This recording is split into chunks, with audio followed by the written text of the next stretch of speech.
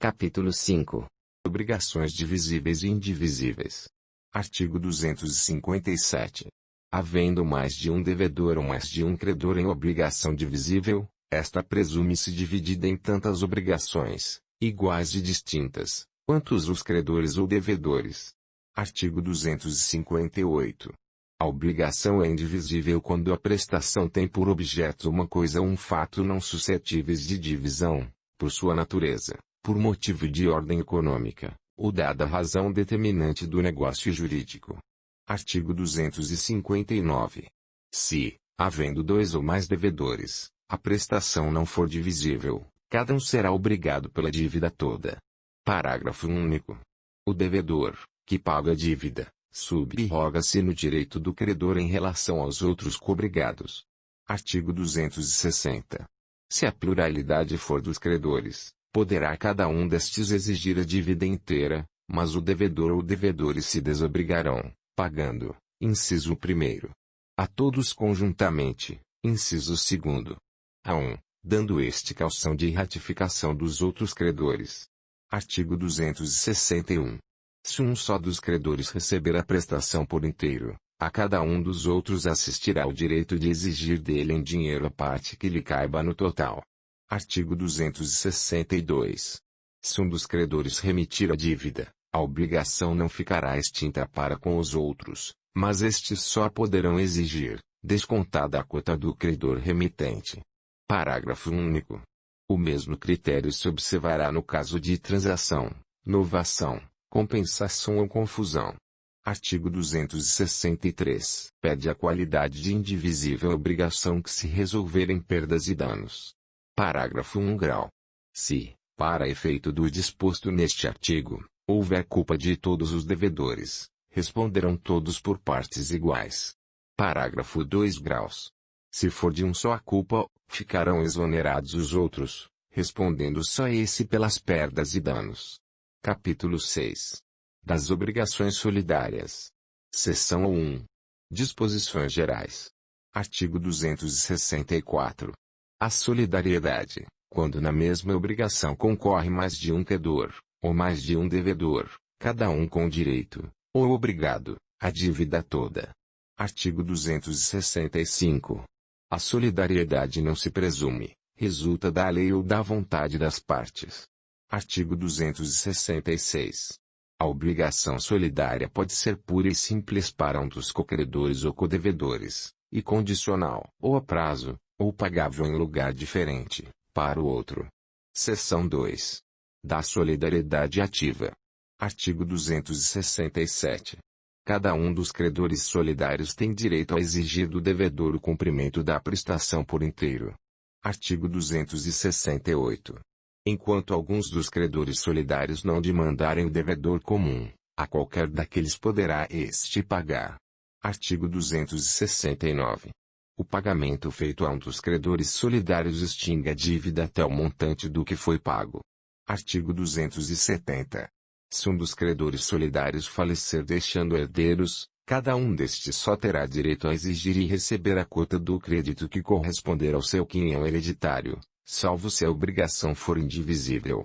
Artigo 271. Convertendo-se a prestação em perdas e danos, subsiste, para todos os efeitos, a solidariedade. Artigo 272. O credor que tiver remitido a dívida ou recebido o pagamento responderá aos outros pela parte que lhes caiba. Artigo 273. A um dos credores solidários não pode o devedor opor as exceções pessoais oponíveis aos outros. Artigo 274. O julgamento contrário a um dos credores solidários não atinge os demais, mas o julgamento favorável aproveita-lhes, sem prejuízo de exceção pessoal que o devedor tenha direito de invocar em relação a qualquer deles. Seção 3. Da solidariedade passiva. Artigo 275. O credor tem direito a exigir e receber de um ou de alguns dos devedores, parcial ou totalmente, a dívida comum. Se o pagamento tiver sido parcial, todos os demais devedores continuam obrigados solidariamente pelo resto. Parágrafo único. Não importará a renúncia da solidariedade a propositor de ação pelo credor contra um ou alguns dos devedores. Artigo 276. Se um dos devedores solidários falecer deixando herdeiros, nenhum destes será obrigado a pagar senão a cota que corresponder ao seu quinhão hereditário, salvo se a obrigação for indivisível, mas todos reunidos serão considerados como um devedor solidário em relação aos demais devedores. Artigo 277. O pagamento parcial feito por um dos devedores e a remissão por ela obtida não aproveitam aos outros devedores, senão até concorrência da quantia paga ou relevada. Artigo 278. Qualquer cláusula, condição ou obrigação adicional, estipulada entre um dos devedores solidários e o credor, não poderá agravar a posição dos outros sem consentimento destes. Artigo 279. Impossibilitando-se a prestação por culpa de um dos devedores solidários, subsiste para todos o encargo de pagar o equivalente, mas pelas perdas e danos só responde o culpado. Artigo 280. Todos os devedores respondem pelos juros da mora, ainda que a ação tenha sido proposta somente contra um, mas o culpado responde aos outros pela obrigação aquecida. Artigo 281. O devedor demandado pode opor ao credor as exceções que lhe forem pessoais e as comuns a todos, não lhe aproveitando as exceções pessoais a outro codevedor. Artigo 282. O credor pode renunciar à solidariedade em favor de alguns ou de todos os devedores. Parágrafo único. Se o credor exonerar da solidariedade um ou mais devedores, subsistirá dos demais. Artigo 283. O devedor que satisfez a dívida por inteiro tem direito a exigir de cada um dos codevedores a sua cota, dividindo-se igualmente por todos a do insolvente, se houver, presumindo-se iguais, no débito, as partes de todos os codevedores. Artigo 284. No caso de rateio entre os codevedores, contribuirão também os exonerados da solidariedade pelo credor, pela parte que na obrigação incumbia ao insolvente. Artigo 285. Se a dívida solidária interessar exclusivamente a um dos devedores, responderá este por toda ela para com aquele que pagar. Título 2. Da transmissão das obrigações. Capítulo 1. Da cessão de crédito.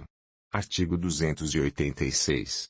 O credor pode ceder o seu crédito, se a isso não se opuser a natureza da obrigação, a lei, ou a convenção com o devedor. A cláusula proibitiva da cessão não poderá ser oposta ao cessionário de boa-fé, se não constar do instrumento da obrigação. Artigo 287.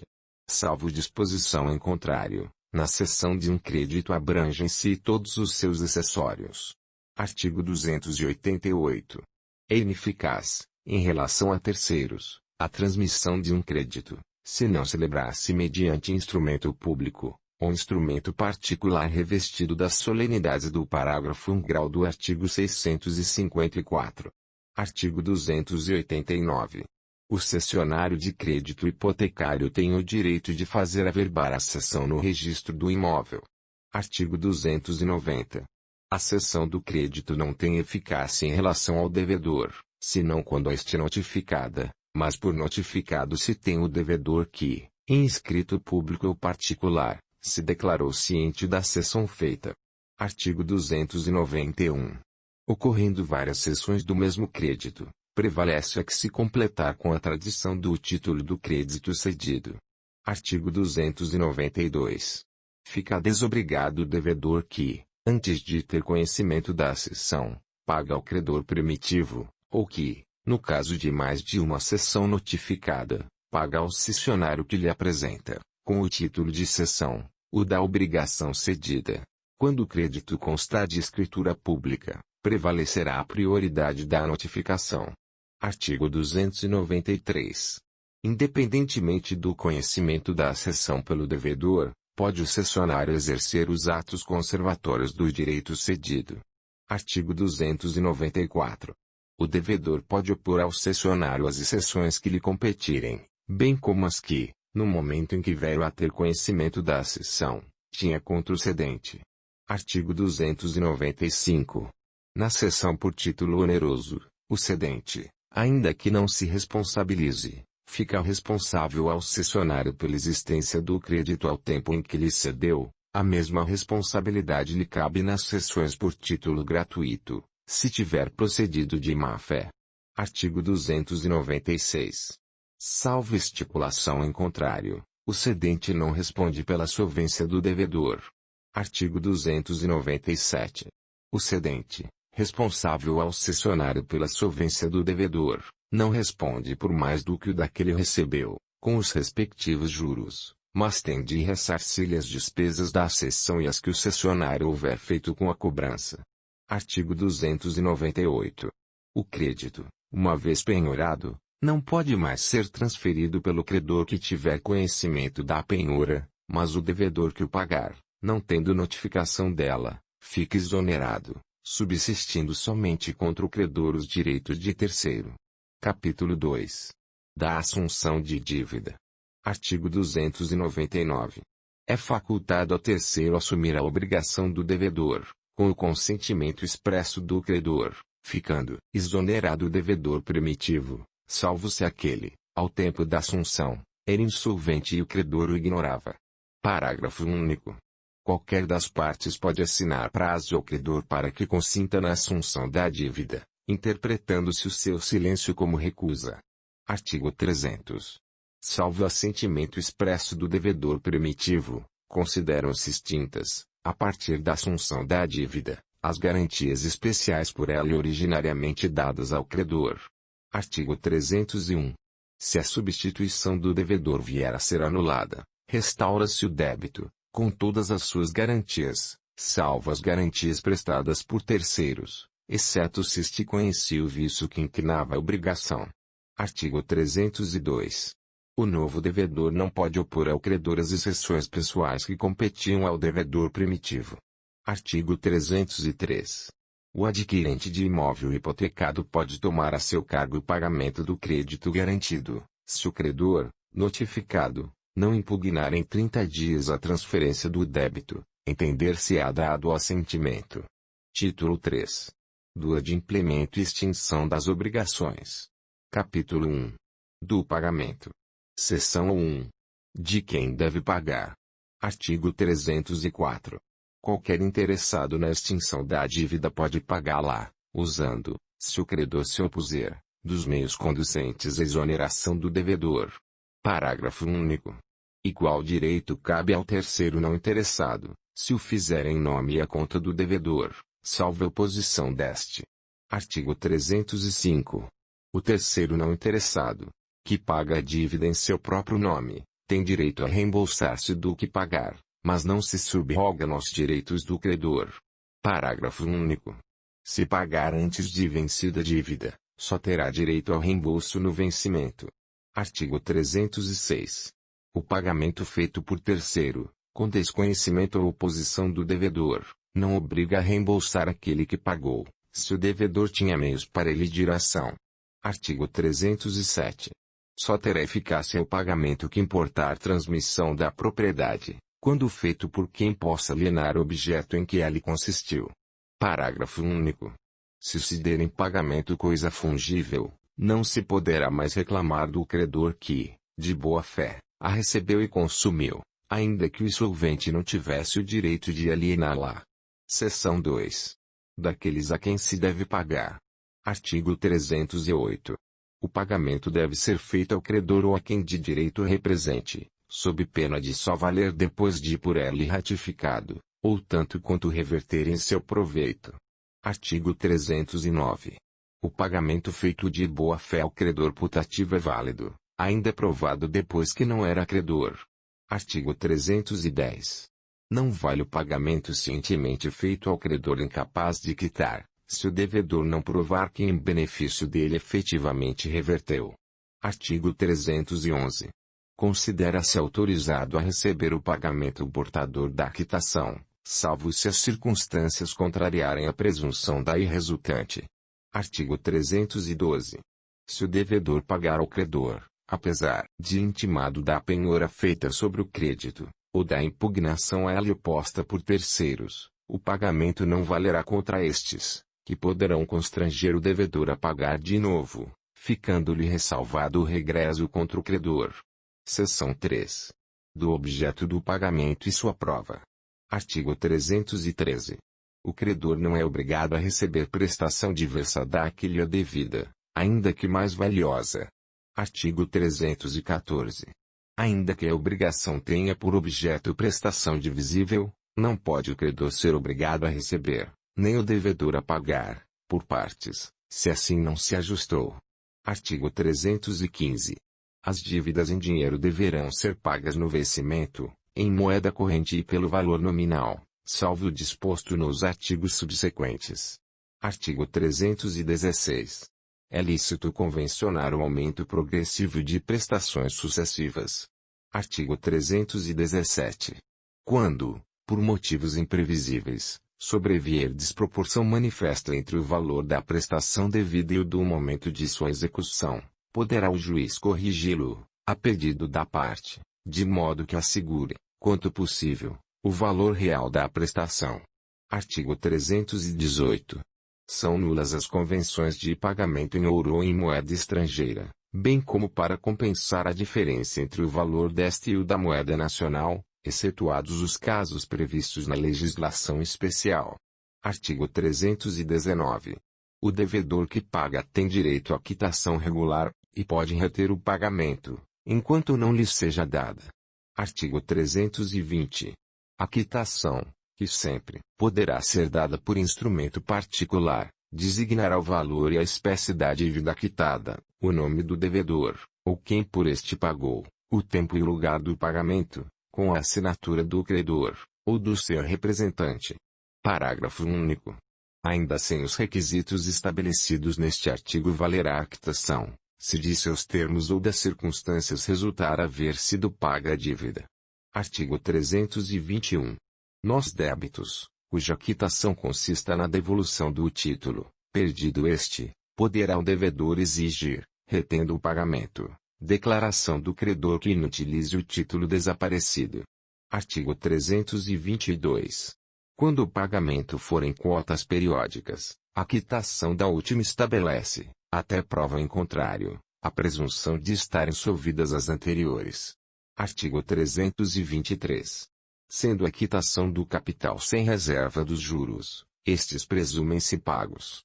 Artigo 324. A entrega do título ao devedor firma a presunção do pagamento. Parágrafo único. Ficará sem efeito a quitação assim operada se o credor provar, em 60 dias, a falta do pagamento. Artigo 325. Presumem-se a cargo do devedor as despesas com o pagamento e a quitação. Se ocorrer aumento por fato do credor, suportará este a despesa acrescida. Artigo 326. Se o pagamento se houver de fazer por medida, ou peso, entender-se-á, no silêncio das partes, que aceitaram os do lugar da execução. Seção 4. Do lugar do pagamento. Artigo 327. Efetuar-se-á o pagamento no domicílio do devedor, salvo se as partes convencionarem diversamente, ou se o contrário resultar da lei, da natureza da obrigação ou das circunstâncias. Parágrafo único. Designados dois ou mais lugares, cabe ao credor escolher entre eles. Artigo 328. Se o pagamento consistir na tradição de um imóvel, ou em prestações relativas a imóvel, far-se-á no lugar onde situado o bem. Artigo 329. Ocorrendo motivo grave para que se não efetue o pagamento no lugar determinado, poderá o devedor fazê-lo em outro, sem prejuízo para o credor. Artigo 330. O pagamento reiteradamente feito em outro local faz presumir renúncia do credor relativamente ao previsto no contrato. Seção 5. Do tempo do pagamento. Artigo 331. Salvo disposição legal em contrário, não tendo sido ajustada a época para o pagamento, pode o credor exigi-lo imediatamente. Artigo 332. As obrigações condicionais cumprem-se na data do implemento da condição, cabendo ao credor a prova de que deste teve ciência o devedor. Artigo 333. Ao credor assistirá o direito de cobrar a dívida antes de vencido o prazo estipulado no contrato marcado neste Código, inciso 1º. No caso de falência do devedor, ou de concurso de credores, inciso 2º. Se os bens, hipotecados ou empenhados, forem penhorados em execução por outro credor, inciso 3º. Se cessarem, ou se tornarem insuficientes, as garantias do débito, fidejussórias, ou reais, e o devedor, intimado, se negar a reforçá-las. Parágrafo único. Nos casos deste artigo, se houver, no débito, solidariedade passiva, não se reputará vencido quanto aos outros devedores solventes. Capítulo 2. Do pagamento em consignação. Artigo 334. Considera-se pagamento, e extingue a obrigação, o depósito judicial em estabelecimento bancário da coisa devida, nos casos e forma legais. Artigo 335. A consignação tem lugar, inciso 1º. Se o credor não puder, ou, sem justa causa, recusar receber o pagamento, ou dar quitação na devida forma, inciso 2º. Se o credor não for, nem mandar receber a coisa no lugar, tempo e condição devidos, inciso 3º. Se o credor for incapaz de receber, for desconhecido, declarado ausente, ou residir em lugar incerto ou de excesso perigoso ou difícil, inciso 4º. Se ocorrer dúvida sobre quem deva legitimamente receber o objeto do pagamento, inciso 5º. Se pender litígio sobre o objeto do pagamento. Artigo 336. Para que a consignação tenha força de pagamento, será mister concorram, em relação às pessoas, ao objeto, modo e tempo, todos os requisitos sem os quais não é válido o pagamento. Artigo 337. O depósito requerer-se-á no lugar do pagamento, cessando, tanto que se efetue, para o depositante, os juros da dívida e os riscos, salvo se for julgado improcedente. Artigo 338. Enquanto o credor não declarar que aceita o depósito, ou não o impugnar, poderá o devedor requerer o levantamento, pagando as respectivas despesas, e subsistindo a obrigação para todas as consequências de direito. Artigo 339. Julgado procedente o depósito, o devedor já não poderá levantá-lo, embora o credor consinta, senão de acordo com os outros devedores e fiadores. Artigo 340. O credor que, depois de contestar a lide ou aceitar o depósito, aquiscer no levantamento, perderá a preferência e a garantia que lhe competiam com respeito à coisa consignada, ficando para logo desobrigados os codevedores e fiadores que não tenham anuído. Artigo 341. Se a coisa devida for imóvel ou corpo certo que deva ser entregue no mesmo lugar onde está, poderá o devedor citar o credor para vir ou mandar recebê-la, sob pena de ser depositada. Artigo 342. Se a escolha da coisa indeterminada competir ao credor, será ela licitado para esse fim, sob cominação de perder o direito e de ser depositada a coisa que o devedor escolher, feita a escolha pelo devedor, proceder-se-á como no artigo antecedente. Artigo 343. As despesas com o depósito, quando julgado procedente, correrão à conta do credor, e, no caso contrário, à conta do devedor. Artigo 344. O devedor de obrigação litigiosa exonerar-se-á mediante consignação, mas, se pagar a qualquer dos pretendidos credores, tendo conhecimento do litígio, assumirá o risco do pagamento. Artigo 345. Se a dívida se vencer, pendendo litígio entre credores que se pretendem mutuamente excluir, poderá qualquer deles requerer a consignação. Capítulo 3. Do pagamento com subrogação. Artigo 346. A subrogação opera-se, de pleno direito, em favor, inciso 1º, do credor que paga a dívida do devedor comum, inciso 2º, do adquirente do imóvel hipotecado, que paga a credor hipotecário, bem como do terceiro que efetiva o pagamento para não ser privado de direito sobre imóvel, inciso 3º, do terceiro interessado, que paga a dívida pela qual era ou podia ser obrigado, no todo ou em parte. Artigo 347. A subrogação é convencional, inciso 1º. Quando o credor recebe o pagamento de terceiro expressamente lhe transfere todos os seus direitos. Inciso 2º. Quando terceira pessoa empresta ao devedor a quantia precisa para solver a dívida, sob a condição expressa de ficar o mutuante subrogado nos direitos do credor satisfeito. Artigo 348. Na hipótese do inciso A e do artigo antecedente, vigorará o disposto quanto à cessão do crédito. Artigo 349. A subrogação transfere ao novo credor todos os direitos, ações, privilégios e garantias do primitivo, em relação à dívida, contra o devedor principal e os fiadores. Artigo 350. Na subrogação legal, o subrogado não poderá exercer os direitos e as ações do credor, senão até a soma que tiver desembolsado para desobrigar o devedor. Artigo 351. O credor originário, só em parte reembolsado, terá preferência ao subrogado, na cobrança da dívida restante, se os bens do devedor não chegarem para saldar inteiramente o que um e outro dever. Capítulo 4. Da imputação do pagamento. Artigo 352. A pessoa obrigada por dois ou mais débitos da mesma natureza, a um só credor, tem o direito de indicar a qual deles oferece pagamento, se todos forem líquidos e vencidos. Artigo 353. Não tendo o devedor declarado em qual das dívidas líquidas e vencidas quer imputar o pagamento, se aceitar a quitação de uma delas, não terá direito a reclamar contra a imputação feita pelo credor, salvo provando haver ele cometido violência ou dolo. Artigo 354. Havendo capital e juros, o pagamento imputar-se-á primeiro nos juros vencidos, e depois no capital, salvo estipulação em contrário, ou se o credor passar a quitação por conta do capital. Artigo 355. Se o devedor não fizer a indicação do artigo 352, e a quitação for omissa quanto à imputação, esta se fará nas dívidas líquidas e vencidas em primeiro lugar. Se as dívidas forem todas líquidas e vencidas ao mesmo tempo, a imputação far-se-á na mais onerosa. Capítulo 5. Da dação em pagamento. Artigo 356. O credor pode consentir em receber prestação diversa daquele a devida. Artigo 357.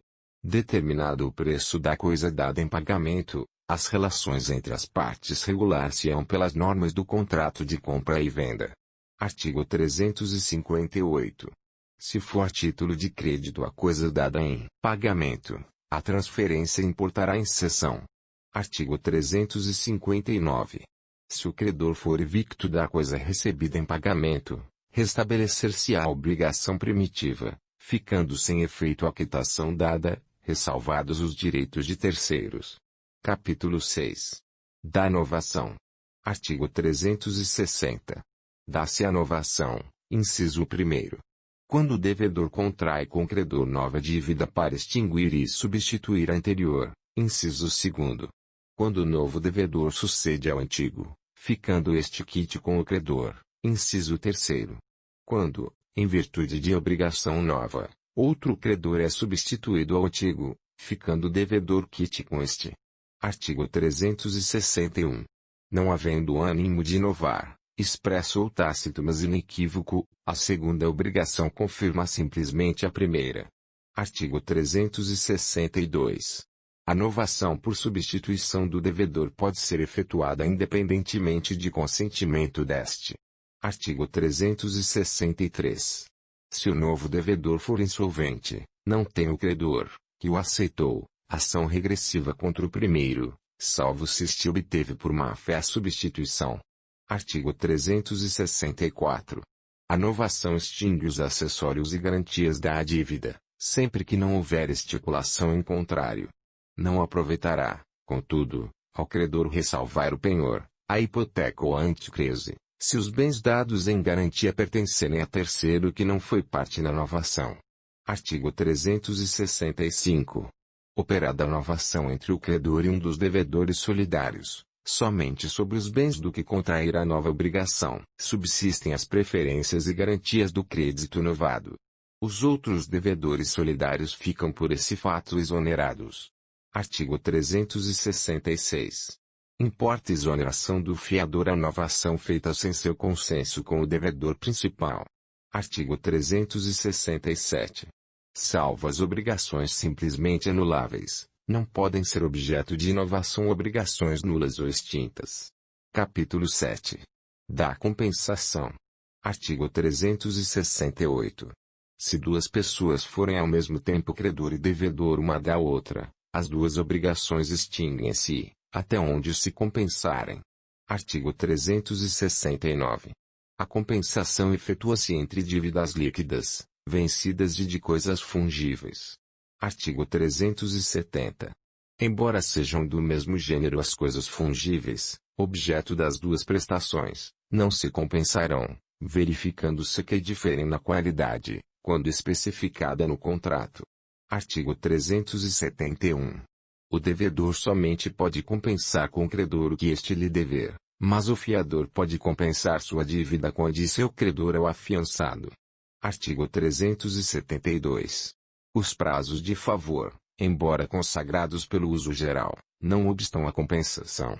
Artigo 373. A diferença de causa nas dívidas não impede a compensação, exceto, inciso 1º, se provier de esbulho, furto ou roubo, inciso 2º.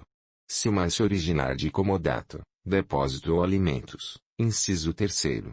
Se uma for de coisa não suscetível de penhora. Artigo 374. Revogado pela Lei nº 10.677, de 22 de maio de 2003. Artigo 375. Não haverá compensação quando as partes, por mútuo acordo, a excluírem, ou no caso de renúncia prévia de uma delas. Artigo 376. Obrigando-se por terceiro uma pessoa, não pode compensar essa dívida com a que o credor dele lhe dever. Artigo 377. O devedor que, notificado, nada opõe à cessão que o credor faz a terceiros dos seus direitos, não pode opor ao cessionário a compensação, que antes da cessão teria podido opor ao cedente. Se, porém, a cessão lhe não tiver sido notificada, poderá opor ao cessionário compensação do crédito que antes tinha contra o cedente. Artigo 378. Quando as duas dívidas não são pagáveis no mesmo lugar, não se podem compensar sem dedução das despesas necessárias à operação. Artigo 379.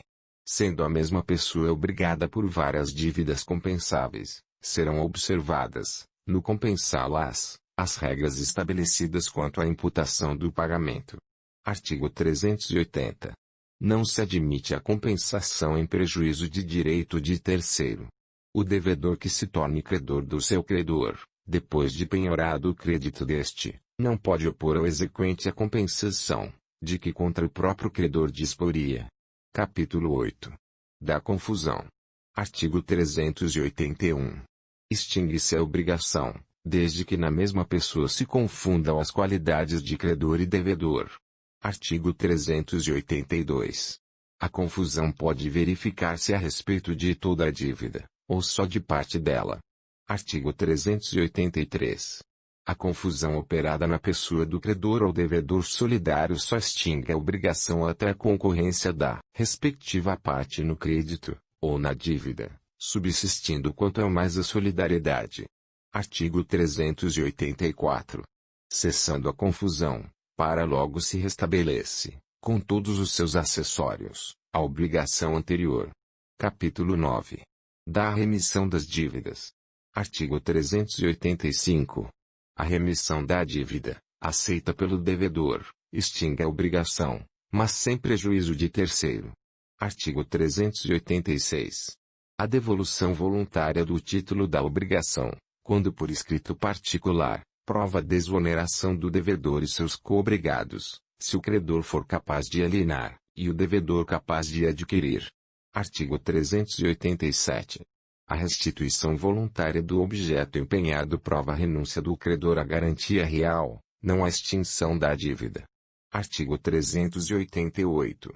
A remissão concedida a um dos codevedores extingue a dívida na parte a ele correspondente, de modo que, ainda reservando o credor a solidariedade contra os outros, Jales não pode cobrar o débito sem dedução da parte remitida.